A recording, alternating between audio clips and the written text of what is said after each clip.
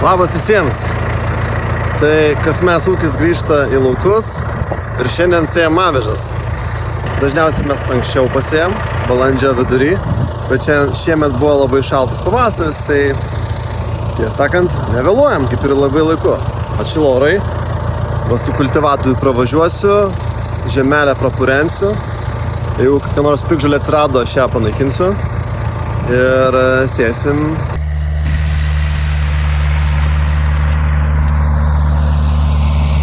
Nu ką, turim vieną sėklavantį nutrūkusių gubau gumą. Tai jeigu žiūrėt naują, kitą į vietą. Problemą išspręsti. Tai šitą sėjimą mes turim jau nuo pat pradžios. Ja vis perdarom, nes jinai buvo pradžiai visai kitokia.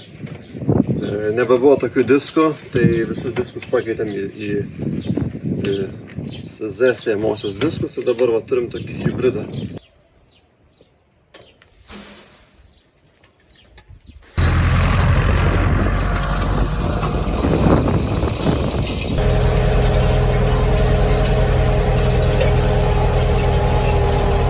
Na ką, valuojam lauką, paskutinis sėjos darbas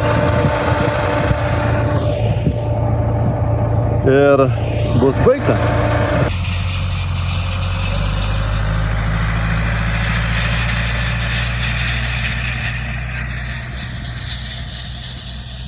Vakar pasėjom avižas ir belieka sulaukti lietaus.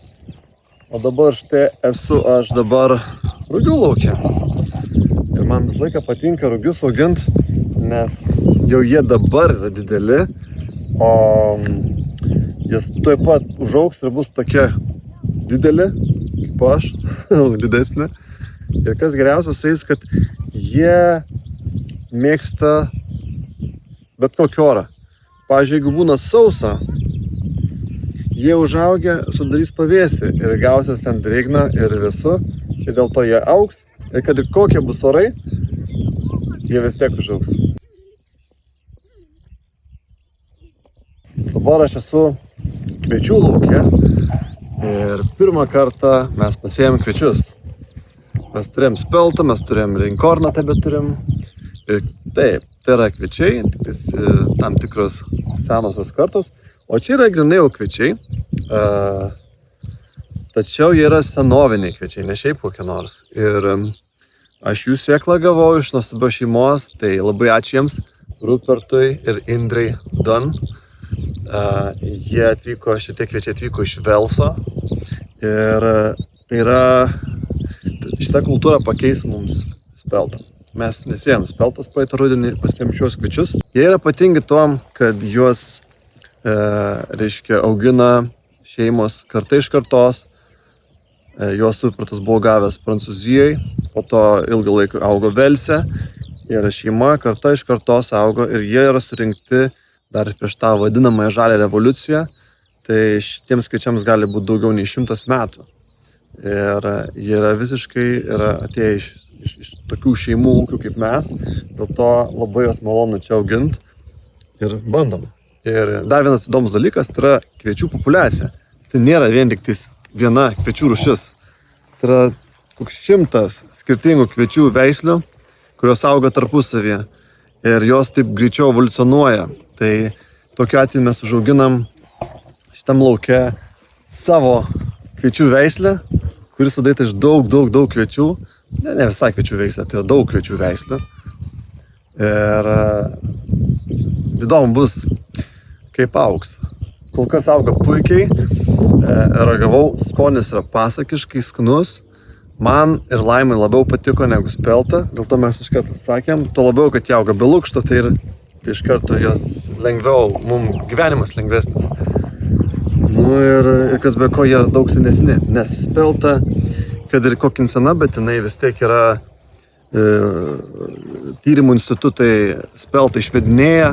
Ta sėkla, kurią mes turėjom, tai nebuvo sena sėkla, tai buvo tiesiog iš kažkokio tyrimo galbūt instituto atėjus sėkla nupirkta iš įmonės.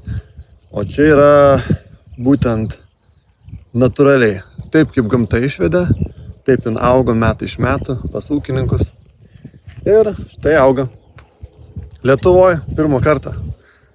Tai gaila nedaug. Gal tik 700 arų, 800 arų, tai nežinau, ar užteks visiems. Daug dievė, kad užtektų. Priklauso nuo metų, kaip užaugs. Bet kol kas yra sėklai pasidauginti į ateitį. Tai ateityje mes tikiuosi tai turėsim. Tai va. O dabar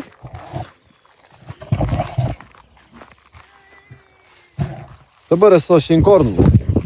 Tai inkornas vešliai auga, rūgiai auga daug stipriau, kviečiai irgi stiebėsi stipriai, o inkornas laikė mažutis. Dėl to jo nedaug užauga. Jisai sunkiai kovoja su žolėm, nes jis auga ne toks ir aukštas, iki liemens. Tai dėl to jo mes mažai ir turim. Dėl to jo mažai ir būna. Toks yra augalas, jis yra laukinis, labai nepersistengia, tačiau netoks gajus kaip rūgiai, pavyzdžiui. Bet auga. Kaip matosi, žaliuoja puikiausiai, vešlus laukas, kviečiai šalia vešlus ir vaikai laimingi. Na va, 2 skirtingi laukai. Galit matyti, kaip skiriasi po kairę inkornas, o dešiniai naujasis mūsų augalas, senoviniai kviečiai.